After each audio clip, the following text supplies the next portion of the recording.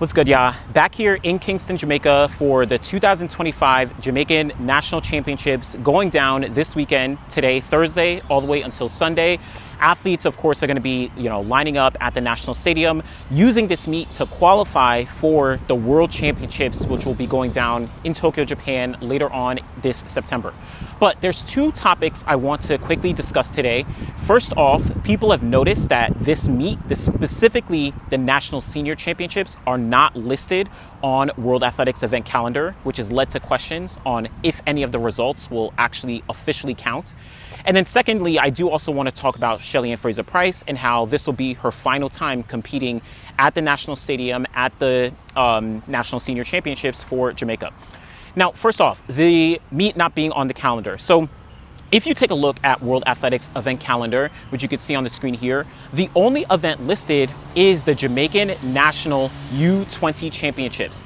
It does not show the Senior Championships, which people noticed as being a little concerning. Now, on the surface, you may think, oh, actually, Jamaica combines these meets. So they run the U20 championships and they run the senior championships at the same time. So it should all fall under that one bucket. But unfortunately, it's a little bit different, where if you take a look in 2023, similar situation, Jamaica actually runs the senior championships, the U20 championships, and even that year, the U18 championships. And you could see them all distinctly listed on the World Athletics event calendar. But this year in 2025, we don't see the senior championships listed. If your event is not listed on the World Athletics calendar, then the marks from that meet, they will not actually count towards anything. Record purposes, they won't count towards World Athletics ranking points and all those things that are necessary for athletes when we're talking about the progression of their careers and things like that.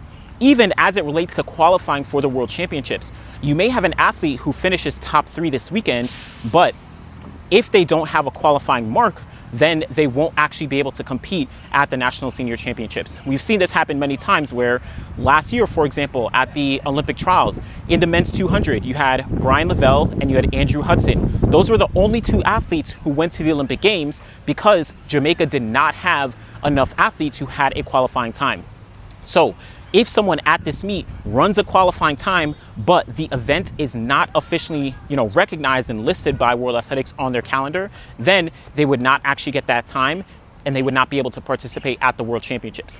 But earlier in June, it was reported by a few outlets, Sportsmax, Jamaican Observer, but they did note that the Jamaican Federation was able to get confirmation that the meet will officially be recognized and that World Athletics will have all the marks from the meet actually count towards qualifying, world ranking points, etc., etc. One of the issues and one of the reasons they had to get confirmation of this is because the Jamaican National Championships are being contested outside of the window that World Athletics has set for national championships to occur this year. Because the World Athletics Championships are going down in September, from September 12th to the 21st, I think, in Tokyo, the window for national championships are actually set as August 2nd to 3rd that weekend, and then also August 24th to the 25th that weekend. So they do this so that these national championships don't conflict with any major events on the calendar, such as a Diamond League, such as a Continental Tour, such as, European championships or something like that, right? They want to make sure they can space things out, provide enough leeway for athletes to qualify and for national championships to be able to set their calendars accordingly. So people thought that, because Jamaica is an outlier holding their national championships way, way farther ahead of, the World Championships and, significantly outside of the actual national championship window, that may be a reason why they weren't able to get it on the actual calendar. But it does, again, seem, as reported by Sportsmax and a few other places, that they were able to get confirmation that the marks will count. This was earlier in June, about June 6th, from my understanding. But as of, today, as at least of this morning on Thursday, the meet is still not listed on the World Athletics calendar. Earlier this week, the JAAA, they held a media press conference. I didn't get a chance to actually attend because I just got here. But shout out to Ricardo Chambers of Sportsmax. He actually asked Garth from the JAAA, he asked that question again to say, okay, we know that you got confirmation that the meet is, official via World Athletics, but the meet is still not on the calendar. Will the marks actually count from this meet? And Garth seemed to indicate that yes, we have it in writing from World Athletics that the results from the meet will actually count. So it does seem like things will be a go for this weekend, but that is a question that people have brought up, the past couple days, because it's unfortunately fed into the conversation about the JAAA not having everything in order, doing things last minute, doing things, not by the book with, holding their national championships this early and also holding them outside of the national championship window. All these different things have come into the conversation, but I do hope that these things are settled and the marks from this meet actually do count, because we know that it would be devastating for athletes to compete here, potentially finish top 3, feel like they made it to the World Championships, but they don't actually have a qualifying mark. There's some other athletes, for example, someone like a Kashane Thompson. He is already, has the qualifying mark, or Oblique Seville or Akeem Blake, right? They already have the qualifying marks in the 100. But there are other athletes who may not actually have those marks yet, and they may finish top 3, and that would take away from them potentially qualifying. So hopefully that's one that's hopefully set and settled, but things are kicking off, so we'll see how that goes. Last thing I do want to talk about is just Shelly-Ann Fraser-Pryce, and of course how this is going to be her final time competing in the national stadium, trying to get a spot to the World Championships this year for Jamaica. She, of course, is the GOAT of the women's 100 meters. I'll probably at some point do another long form video, but back in, I think 2020, I had done a video saying why I thought she was the GOAT of the 100 meters after she won that gold medal at the 2019 World Championships, because of all the accolades that she had already amassed at that point, because of all the marks that she had, been able to produce and, put on the clock through her career. And this was before she went on to win her 5th world title. This was before she went on to run, 10.6 a whole bunch of times.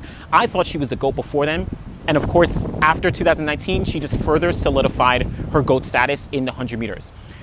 Shelly-Ann Fraser-Pryce, I think, is in Jamaica. It's hard to really say, but I feel like she almost gets, if not as much praise, maybe even more to some degree, than a Usain Bolt. Of course, Usain Bolt is the absolute GOAT, right? But Shelly-Ann Fraser-Pryce, because she's been able to extend her career for such a long time, still competing at 38 years old, when, dating all the way back to 2008 when she was only 21 years old, because she's been able to extend her career, she's had ups and downs, she's been able to come back, still remain on top, get better in the later stages of her career. I think this has really made her one of the most beloved athletes in not only Jamaica, but in the sport of track and field, globally, worldwide. Her demeanor, she's extremely friendly when talking with fans, when talking with media, when talking with people. She's really allowed people to, she's opened up herself to people, and she's allowed people to understand who she is and respect who she is. So I think her competing this weekend, Thursday and Friday in the 100 for the last time, it's going to be a really, really, heartfelt moment for the sport as a whole. And people are truly, truly going to miss her. And it's going to be hard to really conceptualize the impact that she's had on the sport as a whole, because yes, we've seen athletes like Merlene Ottey, for example, where she's of course been able to have an extremely long career, win a ton of medals for Jamaica, not only the bronzes at the Olympics, but also silvers, and then also gold medals at World Championships.